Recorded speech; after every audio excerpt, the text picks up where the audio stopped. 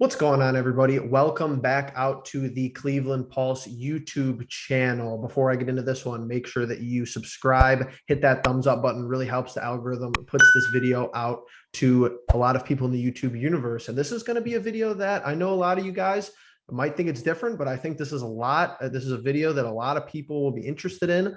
And just the general nature of fantasy football. I'm sure, as you saw by the thumbnail, the title, I feel like a lot of people are playing fantasy football. I know that this year, a lot of people who never played before in the past, at least that I know, have made teams. And it's something that all three of us here today, me and my co-host is always Justin, and our special guest, Turner, are pretty passionate for.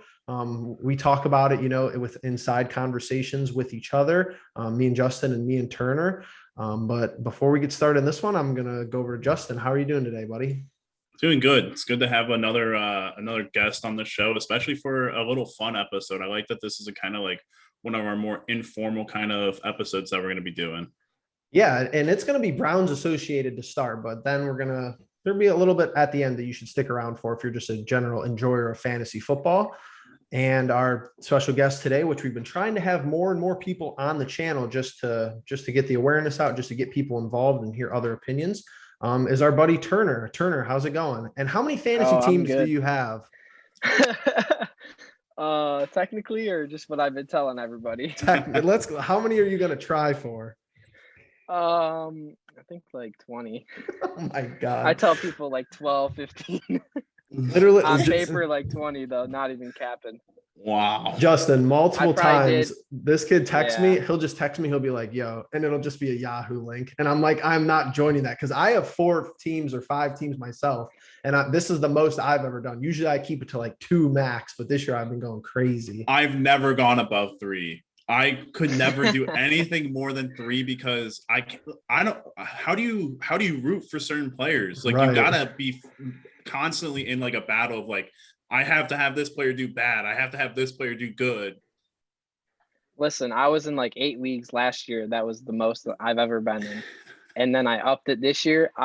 Last year I drafted completely different players and it kind of screwed me over. Like I won like 2 of the 8 leagues, and it would either be like I would have like Alvin Kamara in one league, and then another league I'd be playing him. So like I would be like, so if he dropped 50, I'd win in the other league, and then I lose in the one league. Or if I had like McCaffrey, he cost me like one of the seasons because I had the first pick. And but like this year I kind of drafted similarly. Like I only had a couple first picks. I think I had like 2 second round or 2 second picks and like only one first pick. So I have like McCaffrey and Cook and a couple. I have a lot of Zeke, a lot of Aaron Jones, a lot of Chubb. And then I didn't draft like Barkley, Eckler. I didn't draft a lot of the guys that are like kind of just questionable. I just kind of went with like a gut feeling. But this year I definitely went like same kind of similar roster. Now I know like I feel like this was going to work teams. Out.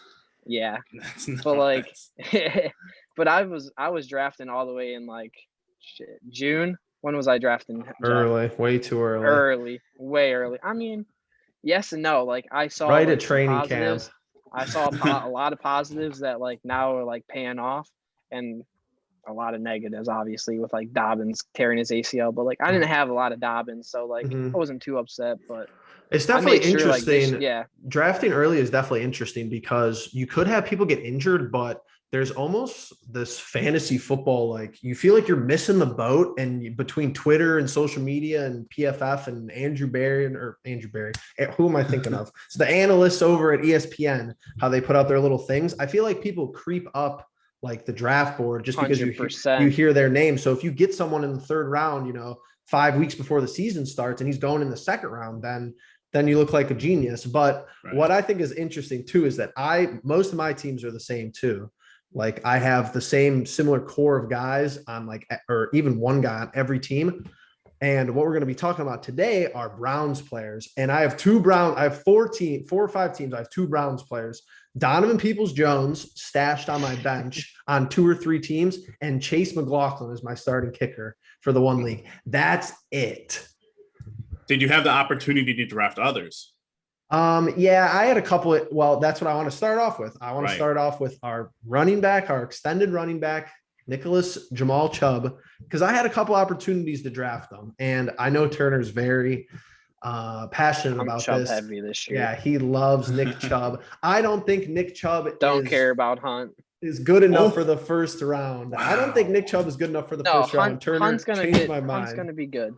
Hunt's gonna be good. Hunt's gonna be Hunt, but this is Nick Chubb's year. He's gonna eat.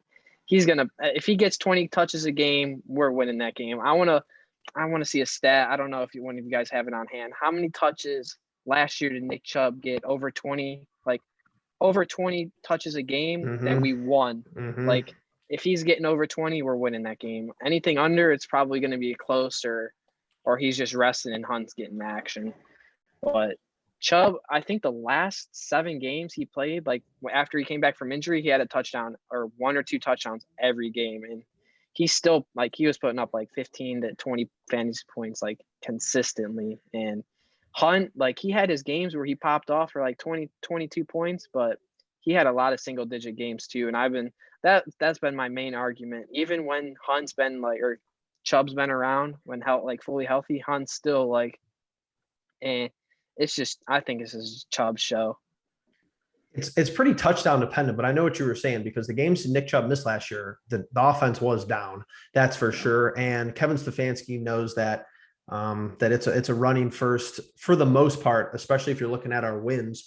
But I just think it's interesting how Nick Chubb, he was integrated in the passing game down the stretch last year. Wouldn't you agree, yes, Justin, especially in the playoffs?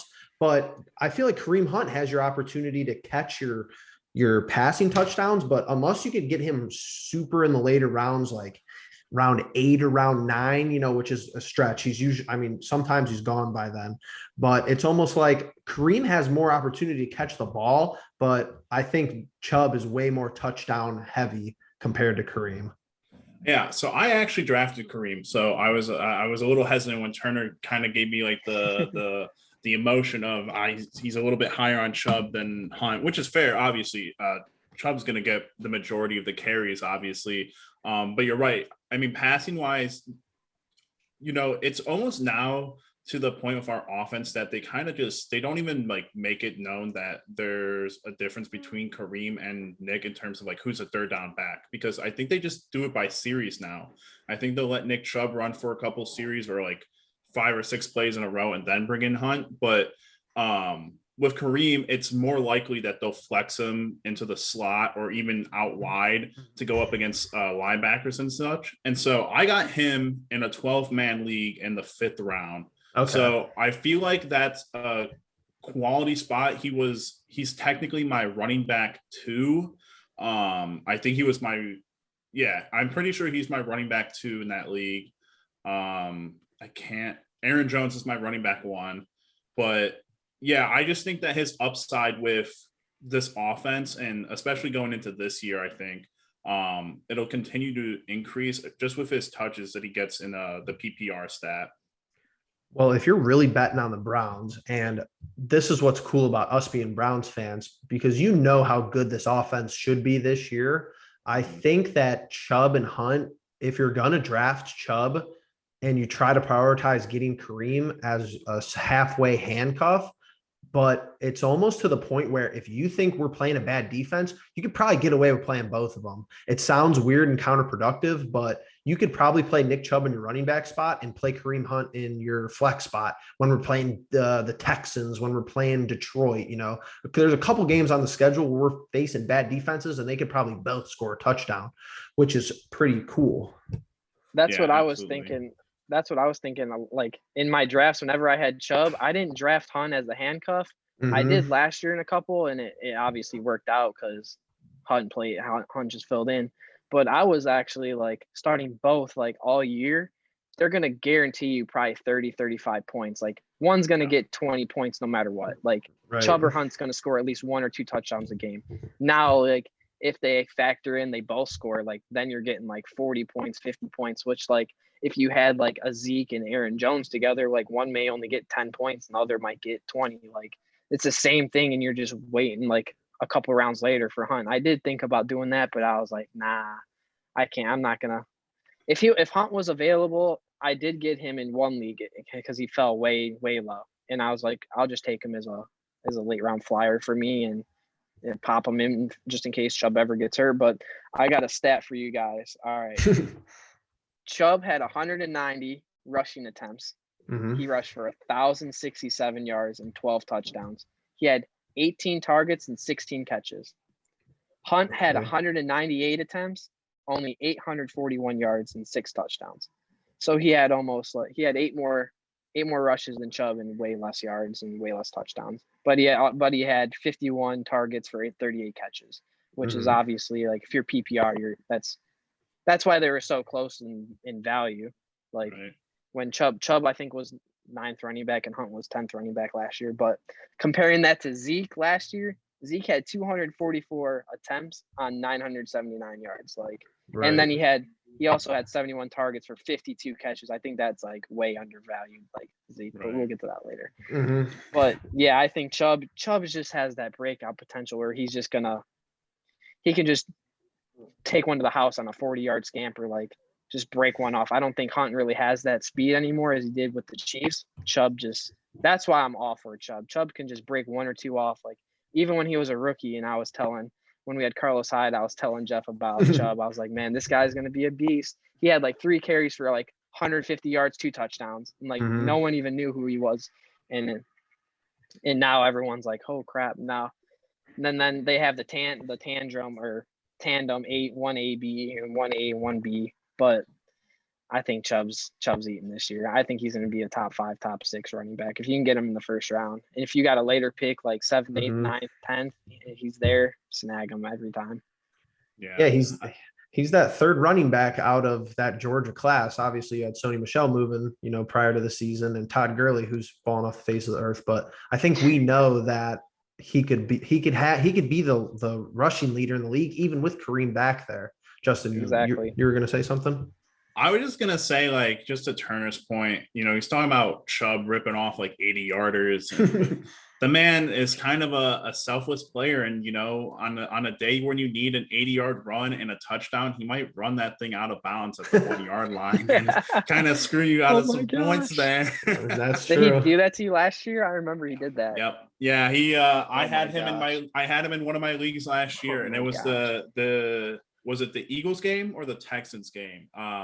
It was one of those monsoon games. Texans, yeah. And I had him in one of my leagues, and I needed to win that. I didn't. Of course, you need to win every week, but I ended up losing by like probably 10 points, which obviously a touchdown only gets you like 6 more, but still, like, the amount of like points that you lose on a touchdown after that is just like so upsetting. And as a fantasy player in the stands, sometimes you're just like, you have to take the L in fantasy for the win in reality, which I'm always perfectly fine with until it comes down to like championship week, when you got people like resting their players in week 17 and all that. So it's rough, but I just thought that was a funny little thing that popped in my head with Nick Chubb ripping off 80-yard runs.